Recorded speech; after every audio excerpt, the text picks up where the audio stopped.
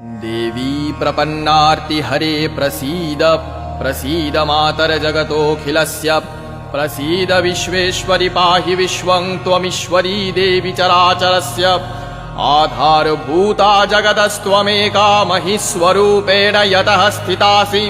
अपां स्वरूपस्थितया त्वयैतत् आप्यायते कृष्णमलङ्घ्य वीर्ये त्वं वैष्णवी शक्तिरनन्तवीर्या विश्वस्य बीजं परमासि माया सम्मोहितं देवि समस्तमेतत् त्वं वै प्रसन्ना भुवि मुक्तिहेतुः विद्याः समस्तास्तव देवि भेदाः स्त्रियः समस्ताः सकला जगत्सु त्वैकया पूरितमम्बैतत् का ते स्तुतिस्तव्यपरा परोक्तिः सर्वभूता यदा देवी स्वर्गमुक्तिप्रदायिनी त्वं स्तुता स्तुतये का वा भवन्तु परमुक्तयः सर्वस्य बुद्धिरूपेण जनस्य हृदि संस्थिते स्वर्गापवर्गदे देवी।